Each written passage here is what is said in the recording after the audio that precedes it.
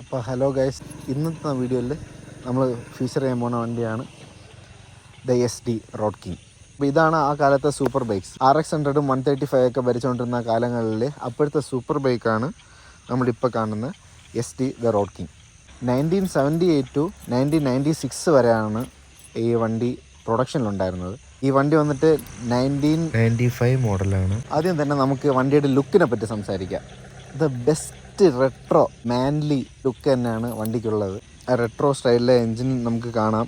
ആദ്യം തന്നെ ഒരു റൗണ്ടഡ് ഹെഡ്ലൈറ്റാണ് ഫ്രണ്ടിൽ കൊടുത്തിട്ടുള്ളത്. ഹാലജൻ ഇൻഡിക്കേറ്റേഴ്സാണ്. നമുക്കൊരു SD ലോഗോ വരുന്നുണ്ട്.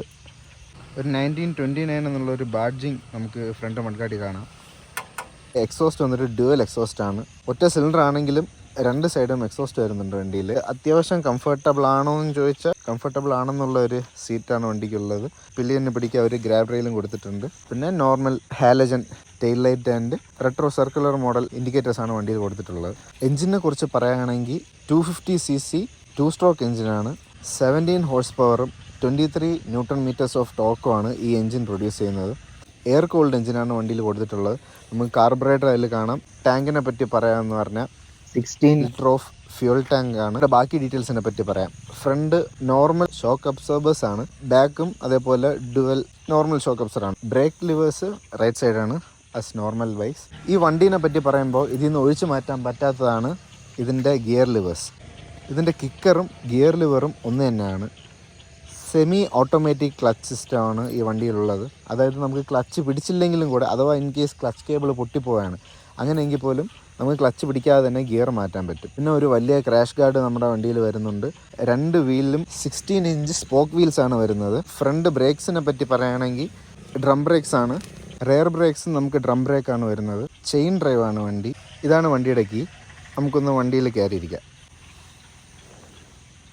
ഈ ഒരു ഫീലെന്ന് പറയുന്നത് നമുക്ക് ഒരു മോഡേൺ ബൈക്സിൽ കിട്ടാൻ പാടുള്ള ഒരു സാധനമാണ്. അപ്പം കീ ഇടേണ്ട സ്ലോട്ട് ഇതാണ് വരുന്നത്.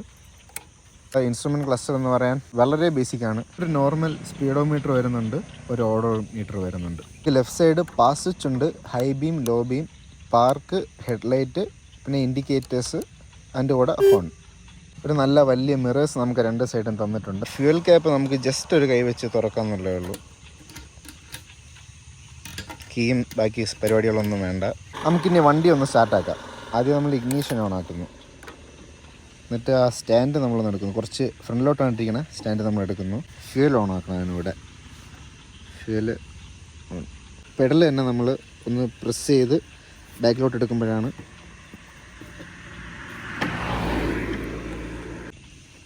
നമ്മൾ പമ്പ് ചെയ്താണ് ചവിട്ടേണ്ടത്.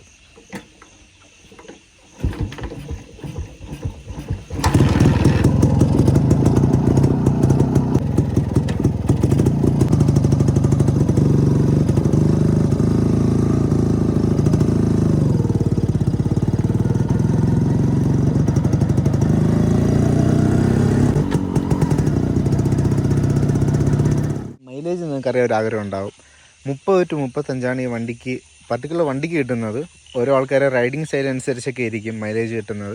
മെയിൻ്റനൻസ് പറയുന്നത് വെച്ചാൽ കറക്റ്റ് ടൈമിലുള്ള oil change, air filter cleaning, carburettor cleaning, ഇതൊക്കെയാണ് വണ്ടിയിൽ വരുന്ന മെയിൻ്റനൻസ്. പിന്നെ ചെറിയ ചെറിയ ബ്രേക്കിനും ഹെഡ്ലൈറ്റിനും ഓരോന്ന് വരുന്ന ചെറിയ ചെറിയ പ്രശ്നങ്ങൾ ശരിയായി കൊണ്ടുപോവുക. ഇത് 96 മോഡൽ. വണ്ടി ഇഷ്ടപ്പെട്ട കൊച്ചുങ്ങൾ എന്നായാലും ആഗ്രഹം പറഞ്ഞു നമ്മളെ കൊണ്ട് പറ്റുവാന്ന് ഇറങ്ങി സാധിച്ചു കൊടുത്തേ.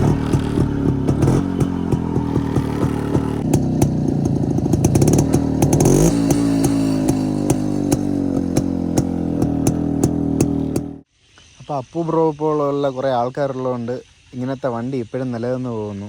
ഈ വണ്ടി ഇപ്പോൾ സെയിലാണുള്ളത്. നിങ്ങൾക്ക് ആർക്കെങ്കിലും ഈ മുട്ടായി പോലത്തെ വണ്ടി വാങ്ങാൻ ആഗ്രഹമുണ്ടെങ്കിൽ ഞാൻ പുള്ളിയുടെ കോൺടാക്ട് ഡീറ്റെയിൽസ് ഡിസ്ക്രിപ്ഷനിൽ കൊടുത്തിരിക്കാം. നിങ്ങൾക്ക് പുള്ളിക്ക് വാട്സപ്പിൽ മെസ്സേജ് ഇടാം. അപ്പോൾ ഇത്രയൊക്കെ തന്നെ ഉള്ളൂ ഇന്നത്തെ വീഡിയോ. എല്ലാവരും സേഫായിട്ടിരിക്കുക, ഹെൽമെറ്റൊക്കെ വെച്ച് വണ്ടി ഓട്ടിക്കുക. അടുത്തൊരു ദിവസം വേറൊരു വണ്ടിയായിട്ട് കാണാം. അതുവരെ bye bye from biking with Joel.